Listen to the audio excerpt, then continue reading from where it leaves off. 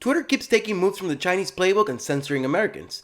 The media is refusing to cover incidents where black Trump supporters are attacked and Joe Biden meets with Borat's friends. I mean Hunter's friends. Very nice, I like. If you haven't heard so far, Rudy Giuliani has recovered a laptop from a laptop repair shop that belonged to Hunter Biden. The laptop, not the repair shop. The laptop contained some very explicit information. Emails, pictures, text messages. Now that you know this, let's fast forward to yesterday. Rudy Giuliani had a very interesting interview with Newsmax in which he divulged some very interesting facts about the contents of Hunter Biden's laptop. Check it out. Well, this is really a very, very sensitive one. There's a text message to his father in which he says the following, and he's discussing his sister-in-law, who for quite some time was his lover. Biden, for those of you who don't know, had two sons, Hunter and Beau. Beau, tragically, died in 2015 from a brain tumor. After his death, Beau's late wife and Hunter began having a relationship. And while this is not the juicy part of the story, it's quite sickening, isn't it? Thinking that if you die, your brother will sleep with your wife? Whew. Anyway, let's keep going with the video. And he says, she told my therapist that I was sexually inappropriate. This would be with a unnamed 14-year-old girl. When she says that I FaceTime naked with the unnamed 14-year-old girl, and the reason I can't have her out to see me is because I'll walk around naked smoking crack, talking tom girls on FaceTime. When she was pressed, she said that the unnamed 14-year-old girl never said anything like that, but the bottom line is that I created and caused a very unsafe environment for the kids. This is supported by numerous pictures of underage girls. So, Mr. Mayor, that's dynamite stuff, and I've seen it. I turned it over to the. You turned it over to the Delaware State Police, correct? Yes, yesterday. Bernie Kerik and I turned it over to the Delaware State Police because we're very uncomfortable with this. So we're very uncomfortable with the fact that these underage girls were not protected. So here's the deal. Hunter Biden, let's face it, he's never going to be elected to anything, and he'll probably wind up in jail someday for something. Who knows? But I'm more concerned about the vice president because he's the one who's running. Right, I see that. But you know what I don't see, Mr. This was sent to the vice president. Here's the deal. And look, I want to be clear here. Sounds like him. Yeah, but you know what is not there? Sent to him. What did he do about it? Exactly. What did he do about it? Well, for 3 years. What he's really asking here is, yeah, well, this all sounds bad and immoral, but did Joe Biden, not Hunter, did Joe Biden do anything illegal? And my answer to that is, well, if he knew his son was doing that, and he was covering it up, and not turning him in, then he was technically conspiring, no? That's illegal.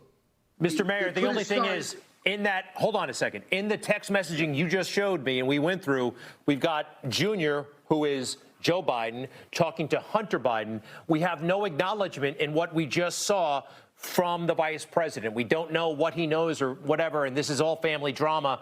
And by the way, it's so late, it's big time, they could be in trouble. And I'm glad you got it out there, but I want to know, is there anything concrete tying Joe Biden to Burisma money from China?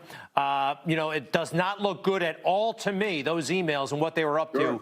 Anything in that regard. And if you haven't found it yet, you're kind of saying it might still be there, because how much of this hard drive have you been through? I found it already. You found it. There's a memo in here that says that 10% of the money that was being whacked up, that was $10 million a year, and then 50% of the profits with 3 Chinese communists, one of whom was a Chinese intelligence operative, that 10% of that was going to H for the big guy. So we've identified the big guy several ways. One, right after that text message, email rather, there's an email that is asking for keys for the office they're going to share with the Chinese communists. And the first key they ask for is for Joe Biden, the big guy. Yeah. Number 2, there's an anonymous source that has told Fox News that the big guy is definitively Joe Biden. He's one of the people involved in the deal. I know his name. I'm not at liberty to tell you, but I'm told that within a day or two, he's going to go public. If true, which I think it is, if true, this shit right here is indeed what they call a bombshell. Taking bribes from foreign billionaires, pictures of underage girls, sick. But is it true? You don't hear anything from the mainstream media other than, it's Russian disinformation. Democrats alleging that it is that. Experts say the emails cannot be authenticated. Some may have been altered or are fake. We have no idea whether or not the emails are legitimate, but this whole operation looks right out of the Kremlin playbook. Hack and dump. And there's no hack and dump here. There's no hack. It comes straight from Hunter Biden's hard drive that crackhead Hunter forgot to pick up. Is it sketchy? Yes, but crackheads act in mysterious ways. Hunter forgot his crack pipe in a rental car once. And while we're talking about hacking, let's talk about Twitter again. Not only is the New York Post account, the account of the newspaper that broke the news, still locked on Twitter, the reason Twitter gives is preposterous. Twitter claims that the story was censored because it contained hacked materials or materials that were obtained without authorization. None of this is true, by the way, but this is what Twitter claims. But here's the problem with it. Aren't most journalistic bombshells obtained without authorization or hacked? Is Twitter saying that they are against journalism? They're against breaking stories? Twitter is against journalism and pro-censorship. Very nice. In order to further protect the Biden campaign, Twitter is rolling out two new policies. First, they're adding context to trends and threads. This is so the user isn't drowned in misinformation, because Twitter thinks you're an idiot and you can't handle the truth, or you can't handle deciding what's true or not. The second policy that they're rolling out is this. They're going to make retweeting more difficult, but only until after the election. I wonder why. Almost as if they're expecting some more breaking news to come out about Hunter and Joe Biden, and they don't want it to be disseminated throughout their platforms. Why? But big tech aren't the only ones censoring us. The mainstream media is doing it as well. They're just doing it in a different way. They're not removing content from their platforms. They're just quiet. They're not reporting. They don't want you to see it, so they don't report on it. And then if they don't report on it, you don't see it. For example, whenever there's a crime between a black guy and a white guy, you always see the racist on the headline. Black guy hits white man. White man kills black guy. But this week, we had a black guy organizing a free speech rally, being called an N-word by white guys, Antifa, and then getting his teeth knocked out. Did the media report on it? Nope. Nothing. Niet. Fuck out! Fuck out of here. You're not welcome here, man. Get the fuck out!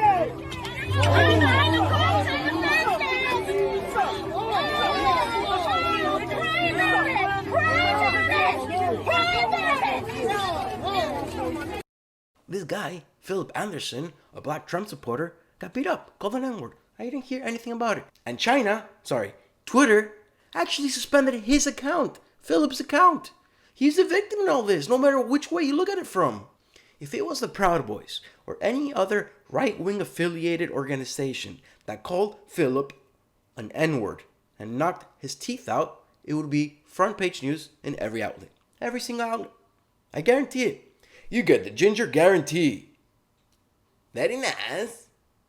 Before I end this video, remember how Biden was saying that his son never got rich off his name? Well, here's Hunter saying otherwise. If not more. In the list that you gave me of the reasons why you're on that board, you did not list the fact that you were the son of the vice president. Of course, yeah. No. What role do you think that played?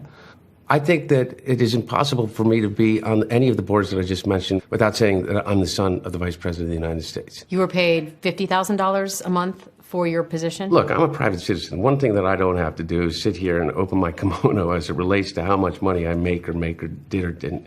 But it's all been reported. If your last name wasn't Biden, do you think you would have been asked to be on the board of Burisma? I don't know. Probably not. I don't think that there's a lot of things that would have happened in my life that if my last name wasn't Biden. Very nice. The president had a message for Biden and the media regarding to their lack of coverage about the Hunter laptop. Check it out. Thank you. strategy seems to be to call Biden a criminal. Why is that? He is a criminal. He's a criminal. He got caught. Read his laptop. And you know who's a criminal? You're a criminal for not reporting it. You are a criminal for not reporting it. Let me tell you something. Joe Biden is a criminal, and he's been a criminal for a long time. And you're a criminal in the media for not reporting it. Good luck, everybody. Have a good. Some people are saying, ooh, President bad, threatening the media, Orangeman bad. That's not how I saw it. Here's what I saw. There's a very important story going on right now, and the media is refusing to cover it. By refusing to cover it, they might be covering up a criminal conspiracy. And that just may be criminal. Sick. You ain't the media. I put out more real news than you do, so please, like and subscribe. Thank you for watching. Ginger out.